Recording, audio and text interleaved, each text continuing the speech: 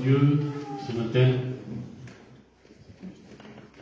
c'est un grand jour. C'est un grand jour ce matin, comme notre sœur va passer par les eaux du baptême. Et je dis merci Seigneur, parce qu'un âme pour Dieu, c'est très important. Parce que Dieu aime sa créature.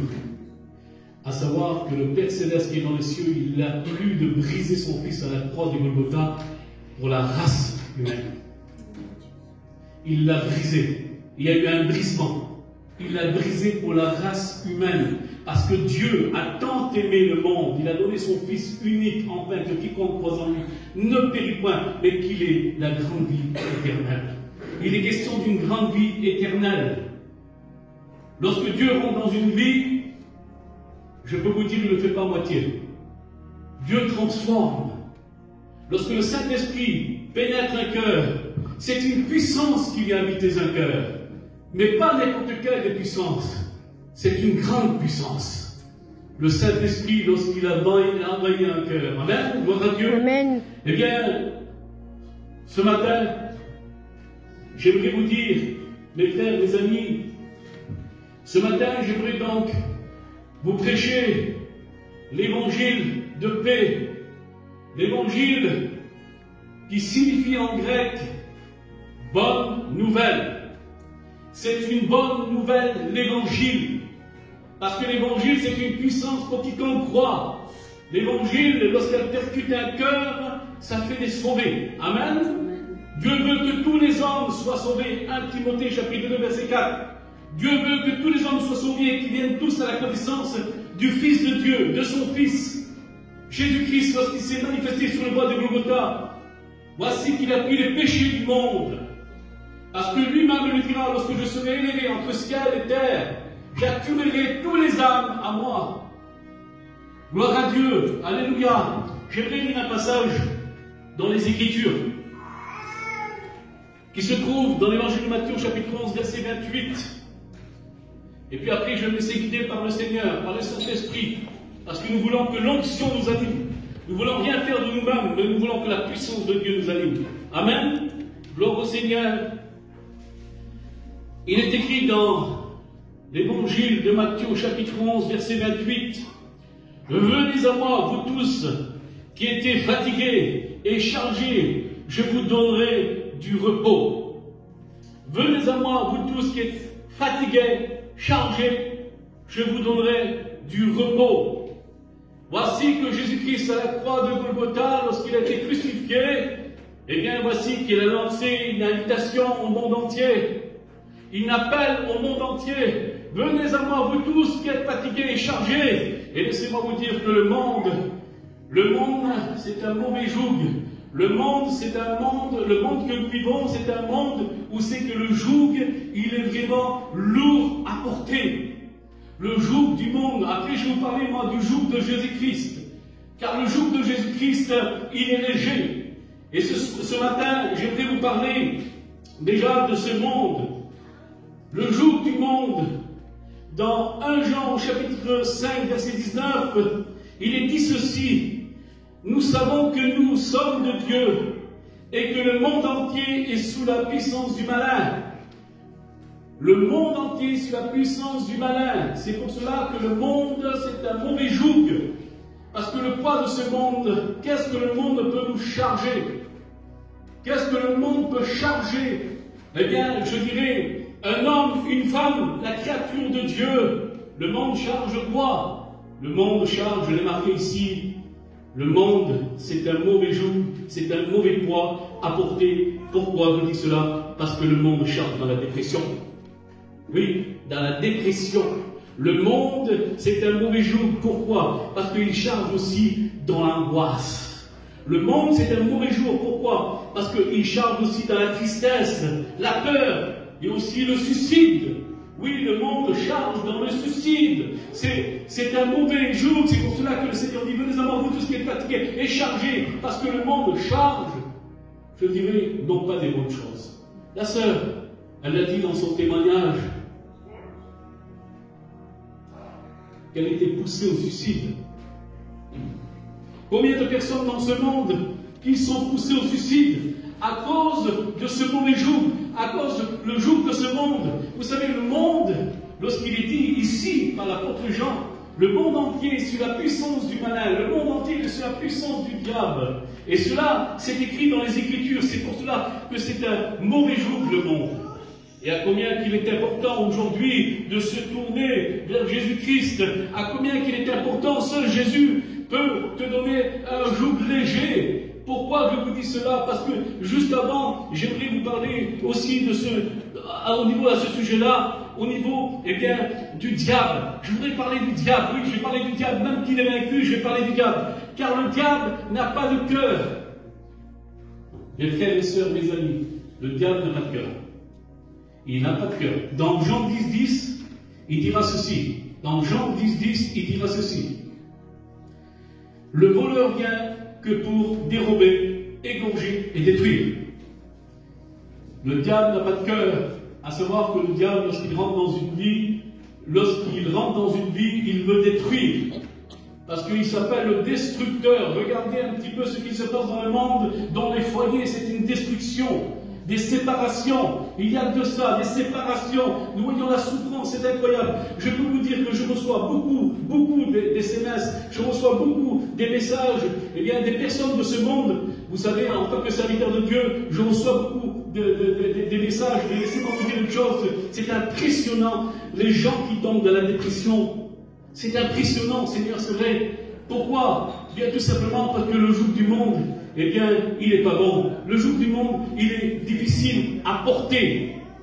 Et c'est pour cela qu'il dira, dans l'évangile de Matthieu, au chapitre 11, verset 29, à savoir, si le diable n'a pas de cœur, Jésus n'a un cœur. Amen. Et voici ce qu'il est écrit.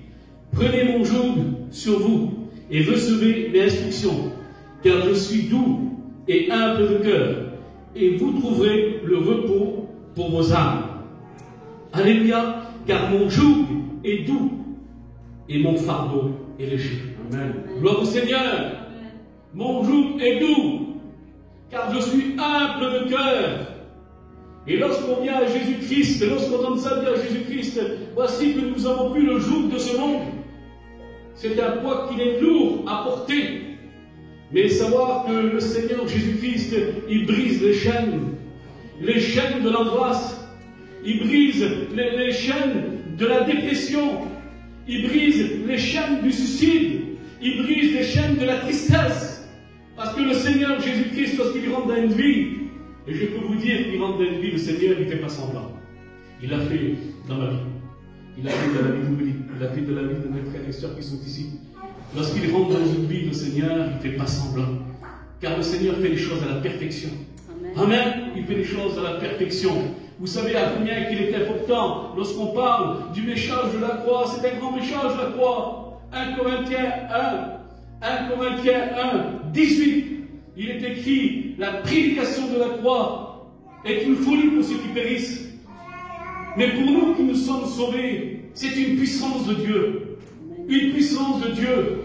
Lorsqu'on accepte Jésus dans nos cœurs, lorsqu'on se répand, comme il a parlé le frère, la repentance, à combien il est important de se répandre, Seigneur, avec des vraies langues de repentance. Et c'est ainsi que le Seigneur rentre dans la vie, d'un pécheur. Amen. Dieu veut que tous les hommes soient sauvés. Et à combien qu'il est important. Vous savez, laissez-moi vous dire que le monde entier est pécheur. La Bible dit dans Romains 3, 23, tous ont péché, mais tous sont privés de la gloire de Dieu. Ce qui veut dire que nous sommes tous pécheurs. À la base, nous naissons pécheurs. Et nous sommes tous privés de la gloire de Dieu. Mais la bonne nouvelle, c'est que le Père Céleste a donné son Fils à la croix de Golgotha. L'évangile, c'est une grande nouvelle, c'est une bonne nouvelle. Pourquoi? Parce que Jésus à la croix de Golgotha, il a pris le péché du monde. Il est l'agneau qui ôte le péché du monde. Et lorsque son sang a coulé sur le bois de Golgotha, la Bible dit qu'il s'est vidé de son sang. Et laissez-moi vous dire, lorsque je me suis repenti avec des vraies larmes de repentance, voici que le sang de Jésus, une goutte de sang du Christ qui a coulé sur moi, simplement une goutte, parce qu'il y a de la grande puissance dans le sang de Jésus. Simplement une goutte, et bien tout simplement il a purifié la vie de toute souillure de péché. Amen. Et laissez-moi vous dire, lorsque Dieu pardonne, il se ne rappelle même plus. C'est complètement effacé de sa mémoire. Pourquoi? Parce que quand Dieu pardonne, et quand Dieu rentre dans une vie, alors, malgré tout ce que vous avez pu faire dans vos vies, Dieu ne se rappelle plus. Il ne se rappelle plus, c'est fini. Il a pardonné, il a pardonné. Parce que nous avons un Dieu de pardon. Alléluia. Gloire au Seigneur, le pardon parfait. Christ, crucifié sur le bois de Golgotha. Amen. Vous savez, le diable, il est là pour détruire. Il est là pour détruire. Comme il est dit, eh bien, dans la parole, dans l'évangile de Jean, c'est qu'il dira que le monde entier sur la puissance du malin. Vous savez, tout simplement, je vous fais une remarque. Monde, vous prenez le D et le E, et vous reprenez par le M, le O et L, démon, signifie le monde. Dans le monde, on ne peut pas trouver la paix. Dans le monde, on ne peut pas trouver la joie. Pourquoi je vous dis cela? Parce que Jésus le dira. Je vous donne ma paix. Non pas comme le monde le donne, mais pas la paix. Pourquoi? Parce que dans le monde, il n'y a pas de paix. Nous vivons dans ce monde c'est une mer agitée. C'est une mer agitée, c'est un monde agité. Regardez tout ce qui se passe. Alors, laissez-moi vous dire, parce que vous avez fait l'expérience avec le Seigneur, rentrez dans la barque avec Jésus. Et Jésus vous attend. Et là, lorsque vous rentrerez dans la barque, alors vous allez naviguer dans ce monde. Et lorsque vous allez naviguer dans ce monde, dans cette mer agitée, dans ce monde agité, à savoir que vous aurez un bon gouvernail dans votre barque, le Saint-Esprit, l'Esprit du Christ, le Christ qui va vous conduire à bon port. Amen. Gloire à Dieu. Ce qui est important, mes frères et sœurs et mes amis, ce qui est très important avec Dieu, c'est une question d'éternité. Vous savez, dans ce monde, les gens, ils ne pensent pas à l'éternité. Ils boivent, ils mangent, comme il dira, eh bien, dans les Écritures, au temps de Noé, ils mangeaient, ils buvaient, ils mariaient leurs enfants, ils se mariaient, ils profitaient. Et voici qu'il est venu le déluge. Et lorsque le déluge il est venu, eh bien, personne n'était averti, c'est-à-dire qu'il est venu brusquement, et dans le sens qu'il y avait, eh bien, cet homme de Dieu, Noé, qu'il est représenté dans la Bible, le prédicateur de la justice, et il prêchait la justice, et il avertissait le monde, il avertissait tous ces gens qu'il allait avoir un déluge. Mais ils sont moqués de lui, ils sont moqués de la parole de Dieu. Il est arrivé ce déluge, et voici que Dieu a détruit, Dieu a inondé le premier monde, mais il a secouru Noé et toute sa famille, parce qu'ils étaient intègres. C'était les seuls qui étaient intègres dans ce monde. À savoir que, à partir de là, les gens, ils sont dans ce monde, alors ils ne pensent pas à la mort, ils ne pensent pas à ce qui pourrait leur arriver. C'est la vérité. Mais laissez-moi vous dire une chose, il y a une chose qui est réelle. Nous naissons pour quitter ce monde. Nous naissons dans ce monde, mais pour le quitter. On n'est pas dans ce monde pour rester éternel. On ne vit pas éternel. Vous savez, il y a une loi. Et la loi de Dieu, c'est quoi? C'est quoi la loi de Dieu? Eh bien, la loi de Dieu, c'est que riche, pauvre, personne âgée, jeune,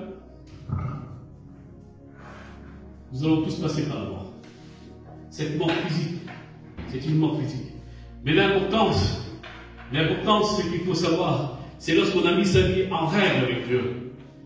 Parce que vous savez, Jésus, il est une grande assurance. Vous savez, on assure nos maisons, je ne dis pas, on assure nos maisons, on assure nos voitures, on assure de ses biens matériels. C'est une assurance terrestre. C'est vrai, mais cela périra. Mais l'important, c'est d'assurer son âme. Amen. Et lorsque notre âme est assurée, je peux vous dire qu'elle est mieux assurée qu'un touriste. Parce que lorsque vous l'avez assurée en Jésus-Christ, eh bien, je peux vous dire que nous sommes bien assurés. Pourquoi nous sommes bien assurés? Eh bien, parce que nous avons le passeport. Le passeport. Et le passeport, c'est le Saint-Esprit. Et voici que nous pourrons, eh bien, partir à la rencontre du Seigneur dans les airs. Et puis, voici que le royaume de Dieu, la porte sera ouverte. Gloire au Seigneur. Oui, Dieu veut que tous les hommes soient sauvés. Dieu veut que toutes les femmes soient sauvées. Dieu veut que toute sa créature soit sauvée. Lui, il est d'accord. Lui, il veut. Mais ce qu'il y a, c'est que Dieu laisse le choix. Il n'est pas comme le diable, lui. Le diable, il est impoli. Le diable, lorsqu'il rentre dans une vie, il fracasse, il est autoritaire, il rentre pour détruire. Mais Jésus dit, et il est écrit dans Apocalypse 3:20, je me tiens devant la porte. Je frappe, si tu m'entends. Rouvre, et je demeurerai avec toi. Apocalypse 3:20. Jésus frappe à la porte de ton cœur. Jésus frappe à la porte de ton cœur. Le diable, il ne frappe pas, lui. Il est impoli, je vous l'ai dit. C'est un autoritaire. Il est là pour détruire. Mais Dieu laisse le choix à ses créatures. Pourtant, il est le créateur, mais il laisse le choix. Et il a mis deux chemins devant l'homme. Le chemin de la perdition, malheureusement, mais le chemin de la vie éternelle. À savoir seul Jésus-Christ. Parce qu'il se déclare lui-même, je suis le chemin, la vérité et la vie. Gloire au Seigneur. Et lorsqu'on trouve Jésus, alors on a trouvé le bon chemin.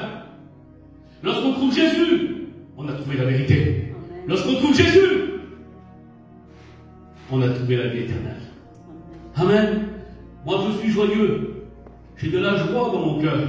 Pourquoi? Parce que je sais qu'un jour, lorsque je quitte cette terre, je sais que mon roi qui est dans les cieux m'a préparé une place dans la maison de son Père. Amen. Amen. Amen. Gloire à Dieu. Et quelle importance. Oui, je n'avais pas la paix, moi. Dans le monde, je n'avais pas la paix. J'étais rempli de nerfs.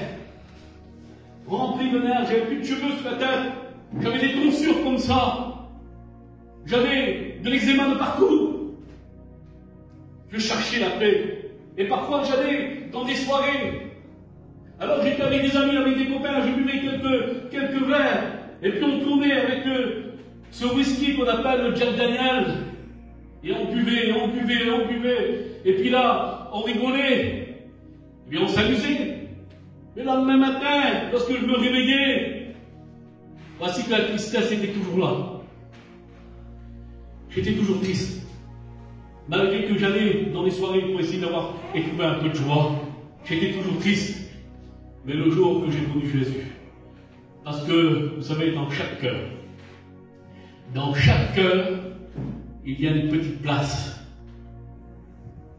Parce que Dieu a mis la pensée de l'éternité dans chaque cœur, dans la race humaine. À savoir qu'il y a une petite place. Et cette petite place, c'est la place pour le Saint-Esprit. Amen.